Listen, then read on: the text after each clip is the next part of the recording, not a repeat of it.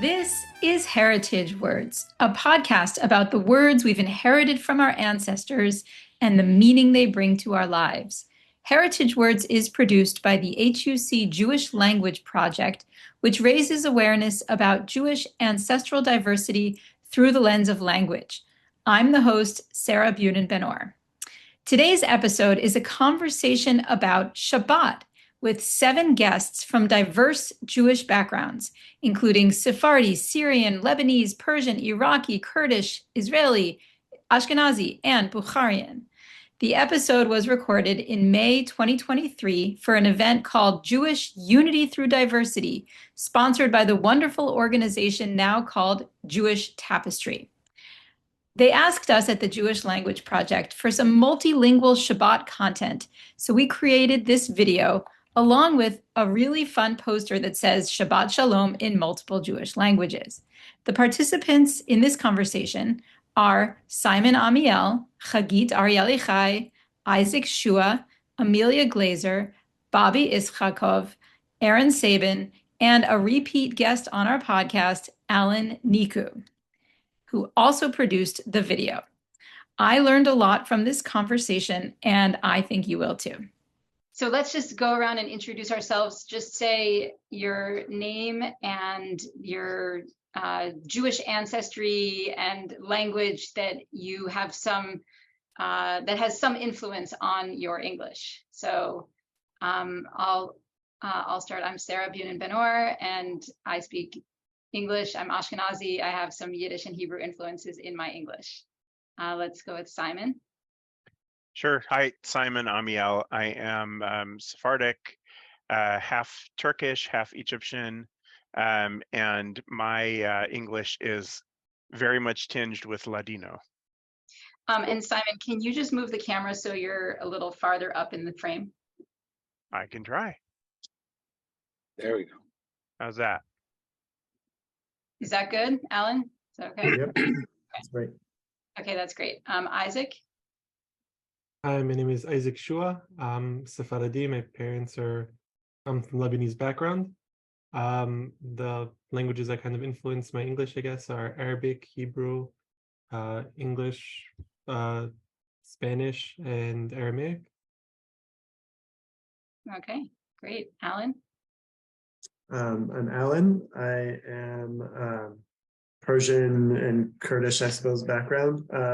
And so the languages that most influence my English are Persian, Hebrew, Aramaic. That's about it.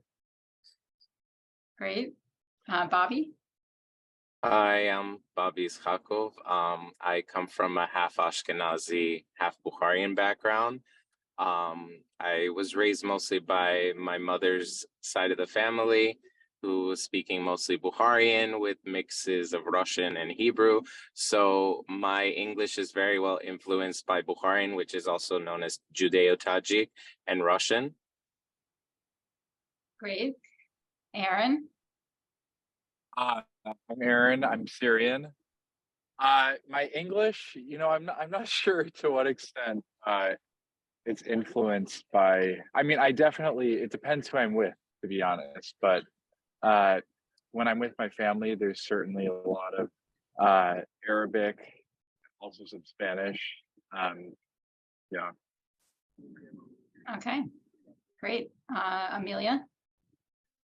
Hi, We're Amelia. just saying where like our name and you figured it out. Go ahead.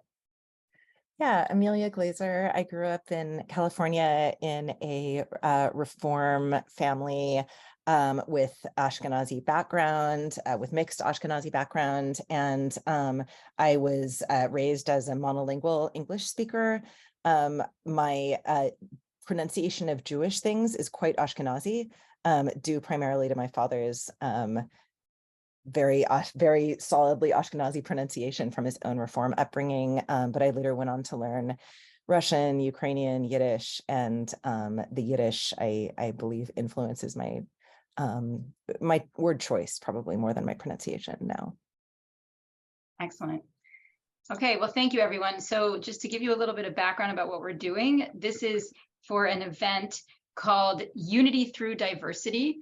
And the Jewish Language Project, which I run, has been asked to do a video, including people of different backgrounds, talking about Shabbat and incorporating words and then talking about those words that they use from other languages.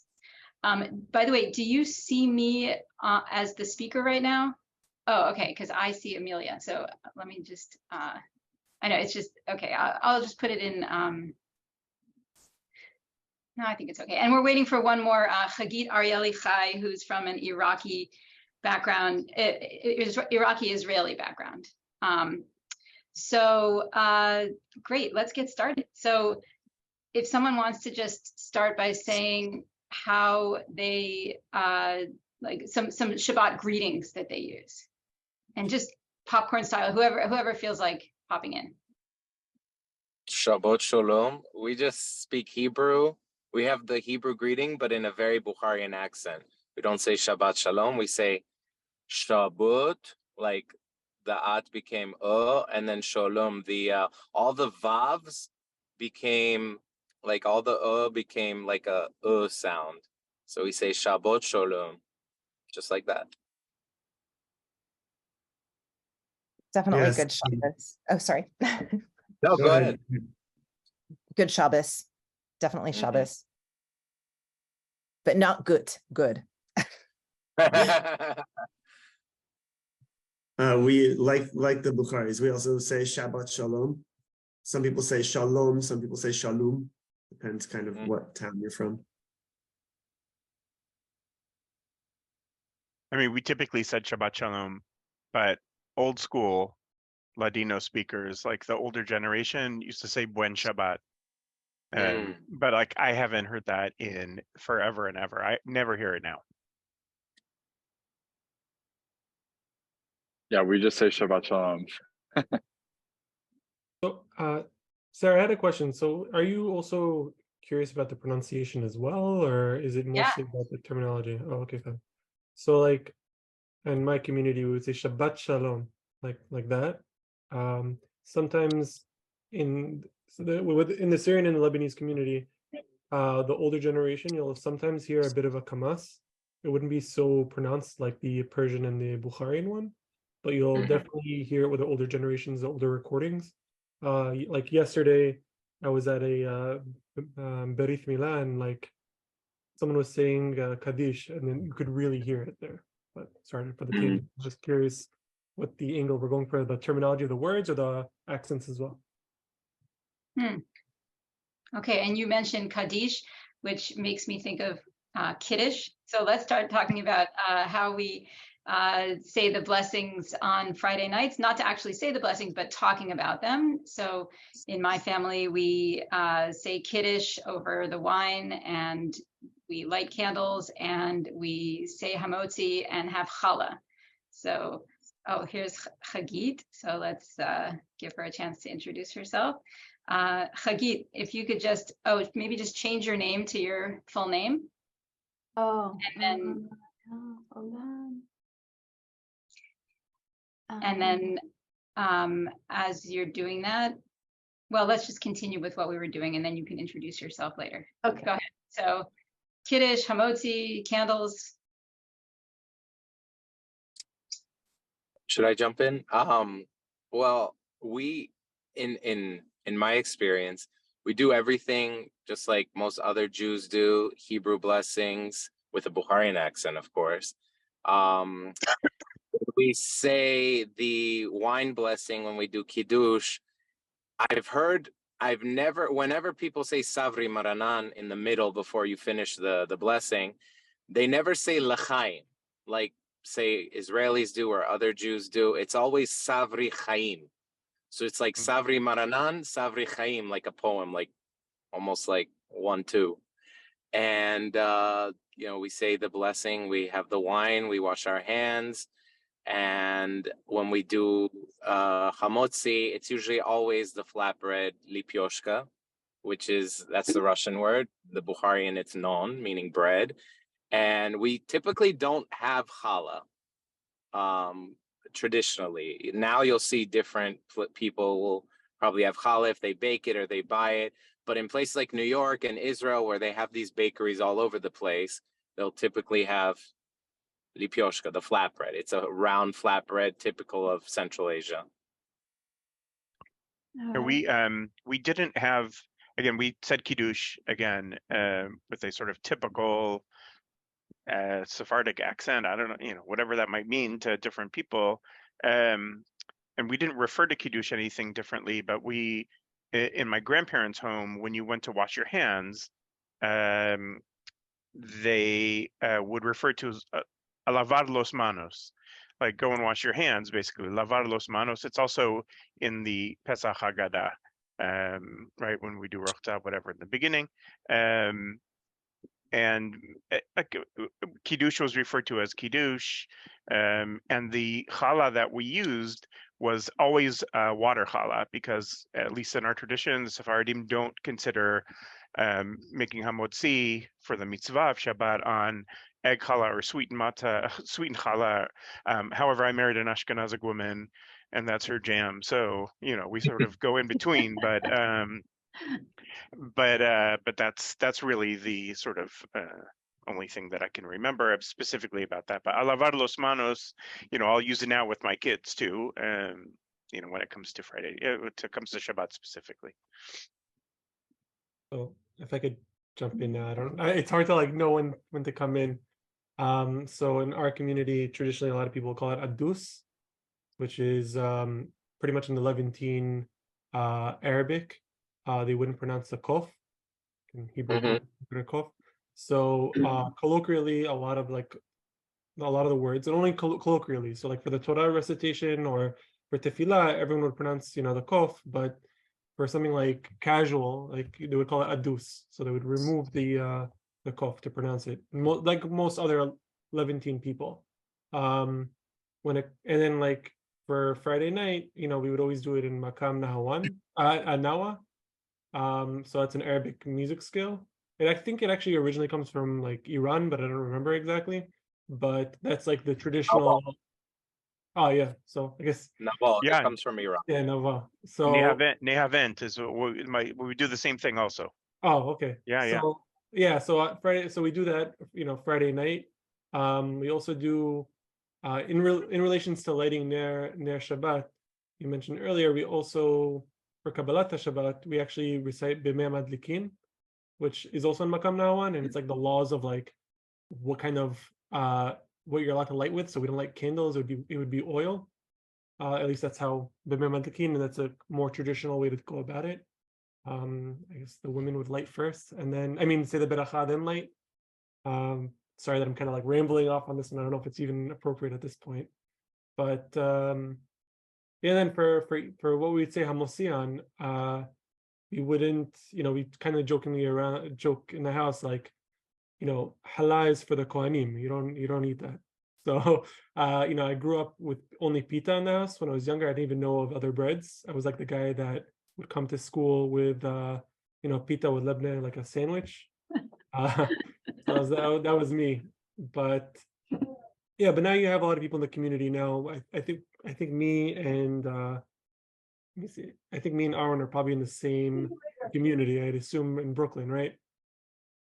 So no, I'm from LA. Oh, LA. So it's a different type of Syrian. Okay, fine. No, you're probably I can pitch in. But yeah, traditions are definitely going to be the same between me and him. And then now people do have challah, the Ashkenazi bread, but they would have a water one just for the same reasons that Simon said earlier. Yeah, I'll just jump in because it's a lot. Well. Oh, sorry. Sorry, no, yeah, just very similar to Isaac. We also, we mostly say kiddush, but also adus, I don't know, kind of to be cute. It's not used as much anymore, maybe by the older generation. They said that more. We also, sometimes we use challah also, but a lot of the time we'll use pita, which we call pan arabe, because my family came through Mexico to LA from Syria. So, but we're Damascus Syrian, so I don't know, Isaac, if you're Shami or Halabi, but I'm Lebanese. Oh, you're Lebanese. Okay, Yeah, sorry. I'm like Asli. But I'm anyway, going- very similar traditions. No, between the Damascus and two. Lebanese are pretty much the same thing. Yeah, pretty much the same thing. Yeah, my family moved to Lebanon after Damascus on my mom's side. So I was gonna say, yeah, saying the hamosi on pan arabe, which is pita bread. What else? Yeah, I don't know technically the makam that we use for the kiddush, but I just don't know musically what it's called, but I definitely know how it sounds and I could say it. But yeah. Yeah, ours is similar to the Bukhari. We don't eat challah. We eat, flatbread. I mean, now people eat challah, but typically it's flatbread. Like lavash or something. People will say berachaya nun, which means blessing of bread. Nun, same word as non, but in colloquial Tehrani Persian. Or people will say berachaya hamusi, which is hamusi. For the blessing of the wine for kiddush, we don't actually call it kiddush. I guess technically we might say kiddush, but people say berachaya yain, which means blessing of wine. Like that's all Hebrew words put onto Farsi grammar. Berachaya yain. Yeah. So those are the words we use. Yeah. Can I add something? I was just remembering. Sorry to jump in. Like with the Bukharian community for hamotzi, besides the flatbread, we don't call it hamotzi actually. We call it noten. So when you say in the blessing noten lechem kol basar ki le'am chasdo, but in a Bukharian accent we say noten. So whenever, whether it's Shabbat or anytime we do blessing over challah, or even on Passover when it's the matzah, we call it noten, which is just the Bukharian pronunciation of noten. Noten. So there's like a really hard u in there. Interesting. And that reminds me, sorry, quickly. My dad will say, instead of hamotzi, he'll say hamosin. I don't know what that means, where it comes from, but he says hamosin. So yeah. I think it's dual in Arabic when you put the nun at the end. So he's saying two breads that he's making hamosi on. Oh, I think. Don't quote me on it, but it sounds pretty good. Yeah, I think we would just say, we would either say the blessings or say the brachas. This is all kind of, it gets mixed up because I'm married to an Israeli American of like mixed Iraqi Ashkenazi descent. And so everything's kind of confused now, but I think we would say the brachas. Then we would light candles. We did not have challah weekly. We would still say a hamotzi though, over whatever bread. We would sometimes have challah, but more like holidays, like Hanukkah or something. And we would definitely say kiddush, and we would call it kiddush, or we would just say the blessings. And then we would always say it in both Ashkenazi Hebrew pronunciation and in English and translation afterwards. Okay, so I'll introduce myself. And my name is Chagit Arielichai. I teach and coordinate the Hebrew courses at the local schools of Jewish studies for USC. I'm part of the Hebrew Union College, and Sarah is my colleague. And I am actually, yes, I'm Israeli, but as I hear you, I mean, my father is Iraqi. So Israeli, but what I've known at home, and it's Iraqi. So it reminded me actually that when my father, we used to do the kiddush, and we call it kiddush and amotzi, but it will be actually on a pita on actually Shabbat morning, and on Friday we used to get the water challah, the one that was subsidized, not the sweet challah that was very expensive. But often, even if we didn't have it, will be 2 pita bread will be suffice for that. And much later on, I would say that we get this sweet chalot, small one round. But that's actually was more towards the end of the 80s, where things in Israel become a little bit more available and cheaper, and economy was more an ease, and on Friday, on Shabbat morning, my father used to do the kiddush, and that will always be on a pita. But before the kiddush, he would always sing Mizmor LeDavid. So that's always Mizmor. He would start with Mizmor LeDavid, and sometimes even on Friday night, I would say start with Mizmor LeDavid. He loves to open with that Mizmor. But we'll say Hamotzi and kiddush. So coming back, so now as coming to America and how I adopted, I actually like challah, so I would be baking challah or buying challah. I was a big treat, and also for my children. So challah become like, it must be a challah, like a nice challah, sweet and fluffy. And actually said, why we always had this pita bread, it was like not as fun. And so I never dawned on me that actually this challah was Ashkenazi, because I knew what's in my house, what's at my home. I didn't even think what's in other people's home. And I remembered as a unified kind of society, we had this, everybody calls it Israeli challah, but that's, loaf of bread that is a water challah. And it was, the sweet challah was really expensive. So you would not see it only in weddings and, and events like that. Yeah. Great, thanks. So let's move on to, Alan, you want to add something? Yeah. I just wanted to add, for the blessing of candles, we also say Berachai Hashem, which is a Hebrew and then an Arabic word, which was borrowed into Farsi. Shem means candle. And for washing hands, we say Netilah. Alan, can I ask you a question? Is that for the candle, was it a plural or a singular? The word? Yeah, that you would use. Shem. It's a singular, but it can be basically used in plural. Oh, okay, fine. No, because I don't think. Oh, go ahead. Sorry. Shem, like from Farsi, you said B'chat Shem? From Arabic, Sham. Arabic, Shem. Sham. We Oh, say so Sham. So it's more in like fire than like light, right? It's more like a. It's a candle. Yeah. Well, it's a candle. Sham is a candle in Persian. Well, in my dialect of Persian. Yeah. Sarah, I just want to, you're making a big mistake by letting us talk, by the way. So, because we all have more to add as the more we think about this. Also, so my grandfather, my papu, if he was alive, he would kill me if I didn't mention this. So the Sephardim, specifically Ladino speaking, when it comes to the He Hayediyah before Hamotzi, they would never pronounce the He. It would be Amotzi or Amosi. Same with Birkat Amazon, which is particularly funny growing up in Seattle, where Amazon is like, that was the big joke. So no hey, yeah, Birkat Amazon was the big thing that we do. And I can even remember, my brother and I went to the Seattle Hebrew Academy. All of our teachers were Ashkenazim for the most part. My brother on a Friday night said something about making hamotzi, and my grandfather not having it. So I can remember, we say amosi.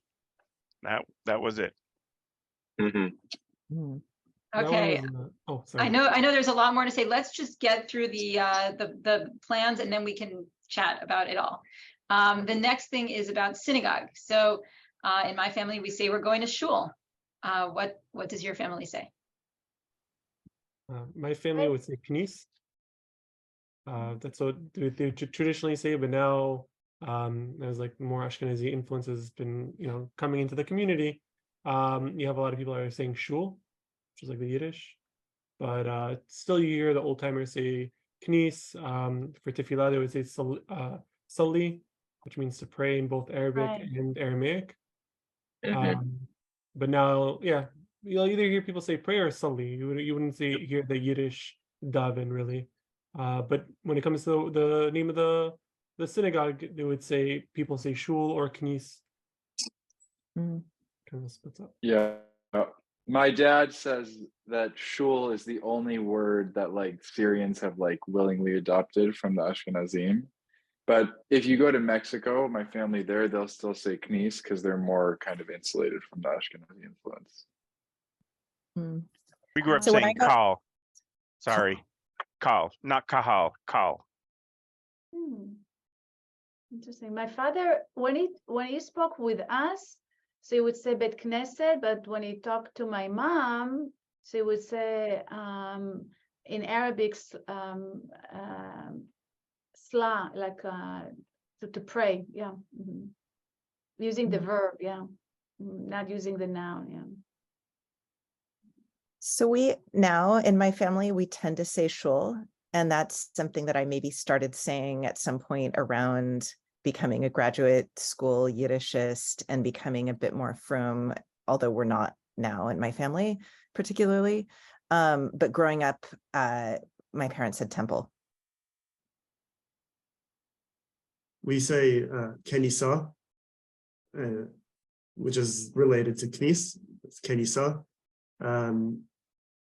We don't say this in my family, but in the Aramaic languages of Kurdistan, of the Jews, they say knishta. And so I've now kind of reintroduced that, and I say that to my dad sometimes just as a fun thing. And then for praying, you use like compound verbs in Persian. So we say doa khundan, doa or doa kardan. Doa is Arabic for praying, or we say tefillah khundan, which is khundan means like reading. So tefillah khundan is reading tefillah. I wanted to add to what you said, Alan. We say the same thing in Bukharian, kneso, just in our pronunciation, the E's become eh.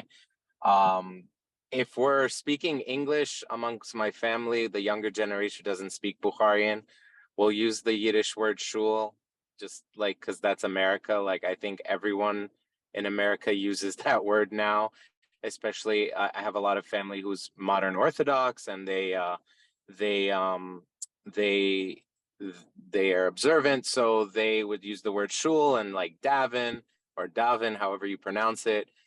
I don't use the word shul. I say synagogue because I like to use that word. But they tend to use the word shul. And when I'm speaking to my grandparents, I'll say kneso. Even if I'm speaking Russian, I'll say yaiduv kneso. I'm going to the kneso. And seldom we'll use the Russian word synagoga.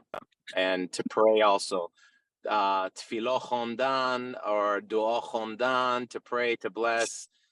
Sometimes namos chondan, like all these words have a similar meaning in Persian, and some come from Hebrew, some come from Persian via Arabic. So yeah.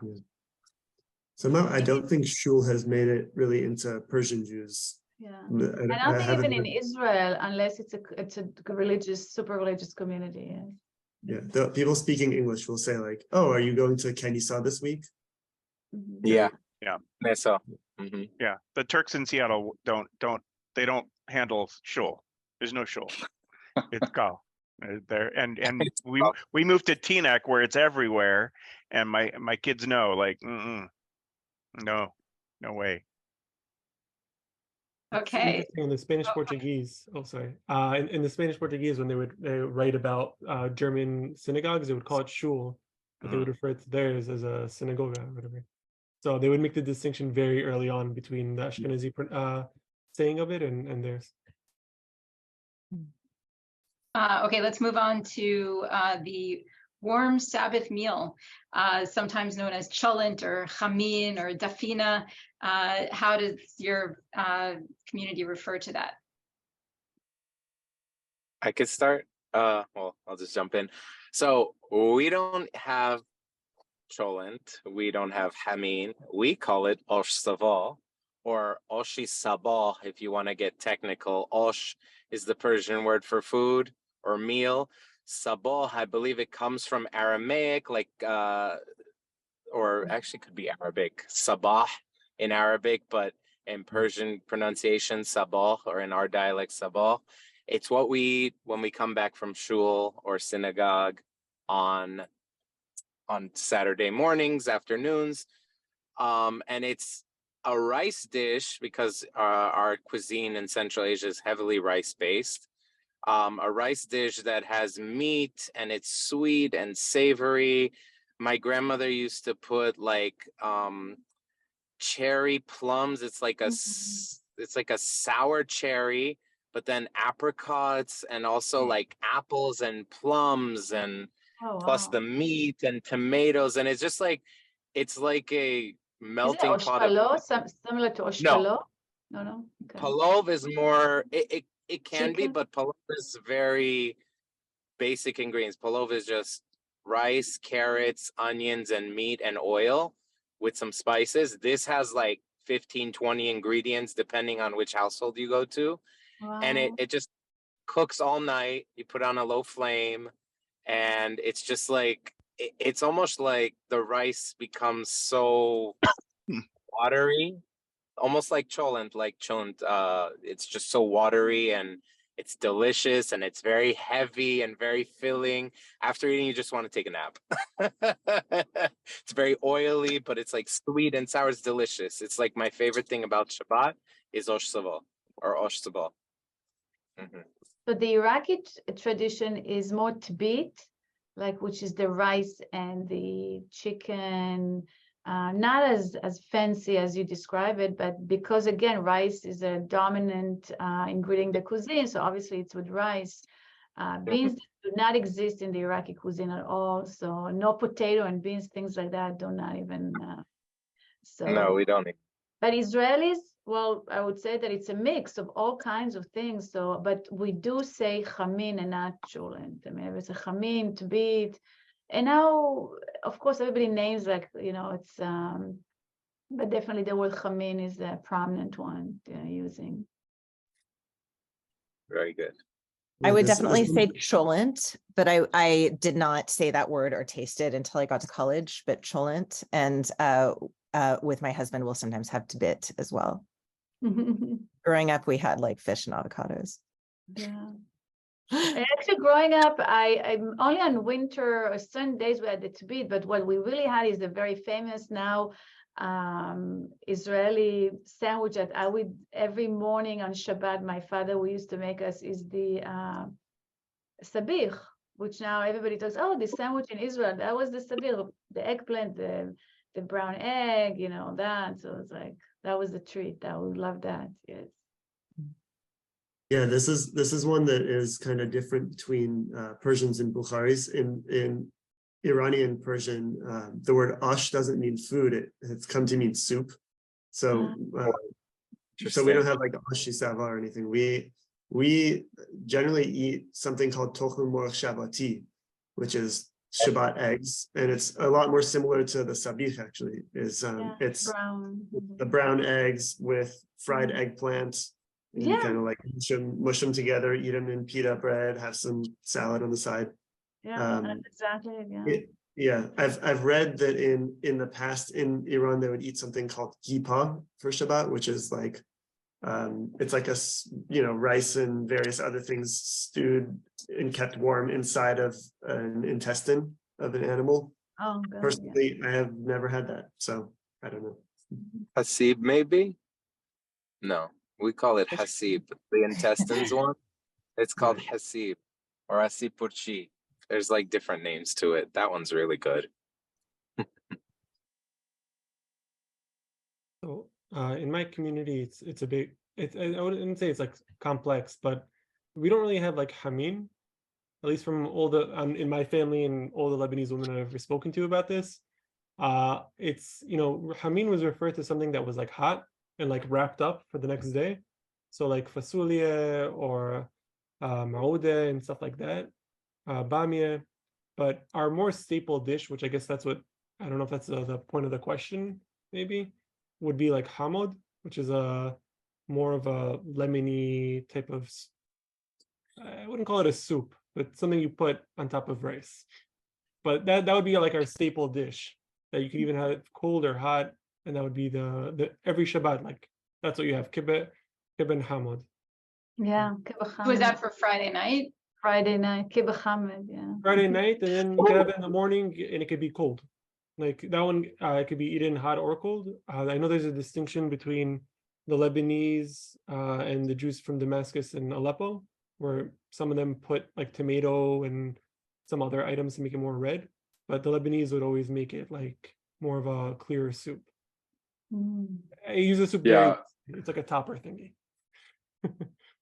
Yeah, again, I don't even know why I'm here because Isaac is just saying like we don't have like I first learned about Hamin like in going to shul with other kind of people. Um I don't even know what a replacement is, but obviously Hamod is like the big thing.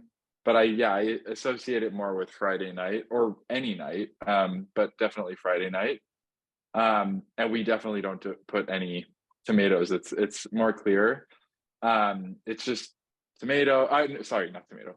Potato, lemon, celery, parsley, garlic, maybe something like that. Yeah. So in our house, we never ever ate meat on Shabbat morning. We only ate dairy or parv, and they called it desayuno. So desayuno would be referred to the things that you would make. Boreka, right? Borekas, despinat with spinach, or berenjena with eggplant, or potato and cheese. Bulemas, the fila dough with spinach, and what is more like the borekas in Israel, they call bulemas. Pescado, fish, pescado con tomate, pescado con huevo y limón. It's making me really hungry. All that stuff we would have on Shabbat. So and in Seattle, by the way, still like the vast majority of Jews from Turkey and from Rhodes do not have meat on Shabbat morning. And wherever we've moved from Seattle to DC and New York, whatever, everyone's like, what? They come over, these people, Sephardim and Ashkenazi both, but we never ever. So we never did chamin. My grandmother told me something about something called trasnoche, I think, or something like that, which means like overnight, which they used to call hamin in Turkey, but we never ate it. And here, even in New Jersey, we have a nice piece of fish. We now don't make bulemas and barakas because they're really hard to do. We'll, go buy them or whatever. But still, like salads, whatever it is, it's a lighter thing. So I remember asking my grandfather about, why this happens. And interestingly, also, in his home, they did not say hamotzi. They would say only the brachot. They would do kiddush, the brachot on the food, and then we would do bracha achrona, not birkat hamazon. So I asked him about it. He wasn't really sure, but in reading a bit more about it, apparently in Turkey, they used to get up extremely early in the morning for shachrit, and they would come home. They'd be, at 8:30 or whatever, 9 o'clock. You're not going to sit down and eat chamin unless you're, whatever, unless you want to do that. But most didn't, so they ate a light, and then they went to sleep, and that was it. They probably woke up for mincha, and that tradition sort of moved on. Now in my family, we make hamotzi because you need to have the seudah and do the mitzvah. But growing up, that's sort of how we did things, but never meat. Well, I think it's very similar to Israel today, which is kind of a spillover of what other cultures like because shul starts early in the morning. I mean, shul, I say I'm using shul automatically, but knesset early in the morning. So by the time, if somebody's going to shul, it's early. So they eat something more like the borekasim, the sabich, and things like that. Everybody had his own. It was between either borekasim or the Yemenites becomes very popular, the malawach and jachnun, or jachnun zohar, yes, and the sabich. And the chamin was only, I remember people say, oh, I'm making chamin because it's going to be a rainy Shabbat, like a very cold Shabbat. And they will eat it not in the morning, later in the afternoon, yes. Mm-hmm. I wanted to mention something that I remembered about if we're talking about Shabbat. Friday night in a Bukharian household is not a Bukharian household without bachsh. What is bachsh? For those of you guys who haven't heard of it, maybe some of you had. It is another rice dish. Yes, we eat like rice every single day. Made with meat and a lot of cilantro. I know my grandmother used like at least 3 or 4 bunches. So basically, bakhsh, what it means, it comes from the Persian word bakhshidan, which means to forgive or to grant in my dialect. I'm not sure in other parts of the Persian-speaking world if it means the same thing. But the story goes that there were these travelers in Central Asia that had different ingredients and they like bumped into each other and the ingredients got all mixed up.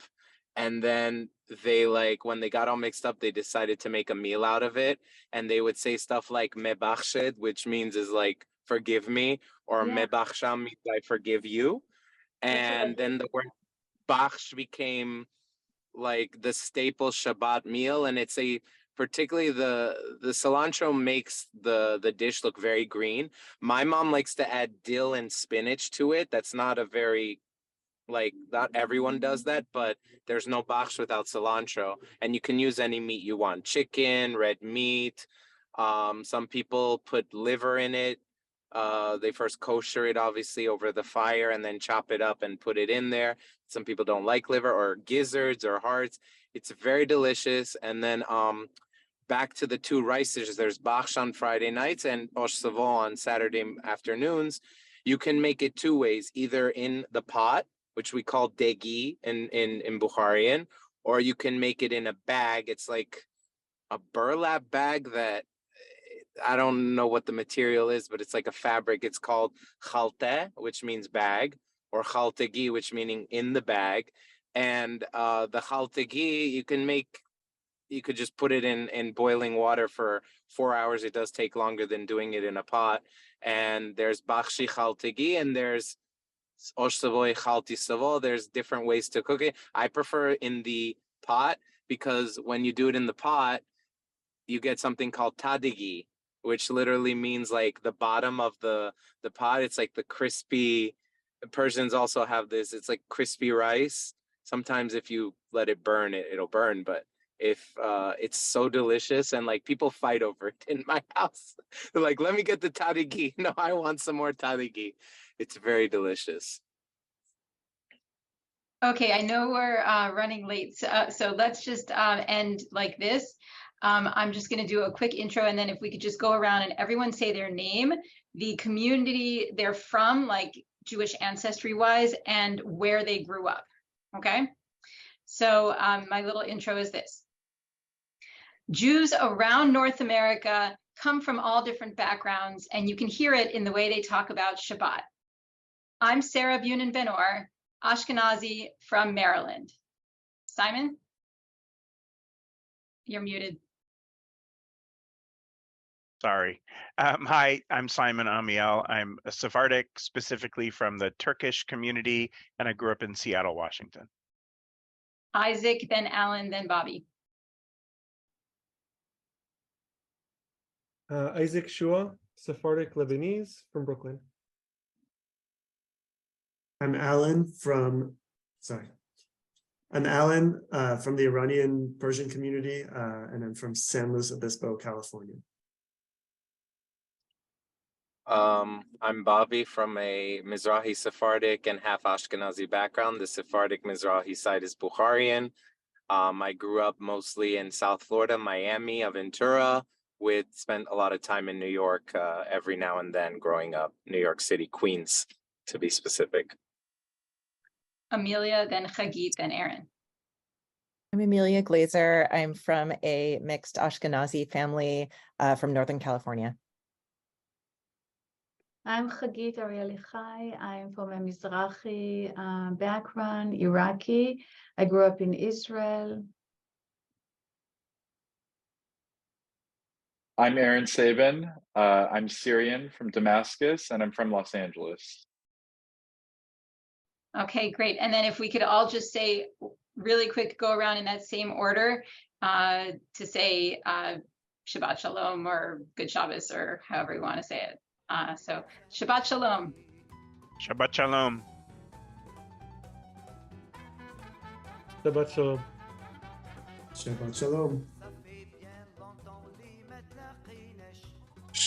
Shabbat Shalom. Good Shabbos. Shabbat Shalom. Shabbat Shalom. Heritage Words is a partnership of the Hebrew Union College Jewish Language Project and HUC Connect, supported by tax-deductible donations from listeners like you. I'm the producer and host, Sarah Bunin Ben-Or.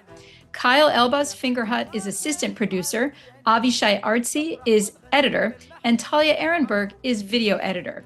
The music is from Maurice El Medioni's French and Algerian Arabic album Café Oran, featuring the klezmatics David Krakauer and Frank London, courtesy of Piranha Records. This podcast is one of the many ways the Jewish Language Project raises awareness about the diversity of the Jewish people and the phenomenon of heritage words. We also have online crowdsourced dictionaries where you can find the words mentioned in each episode. Our social media posts include Music Mondays, Jewish Word of the Week, and Fun Facts. And we offer free educational materials and exhibits that you can visit online or display in a synagogue, museum, or community center. Contact us about our live tapings, study tours, and sponsorship opportunities.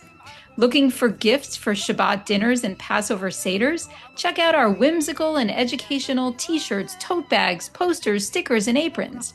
You can find all this content and donate, volunteer, or sign up for our email list at jewishlanguages.org. Thank you, merci mucho, ilaha yaviloch, ashenem dank, shukran, soch boshi, toda rabah.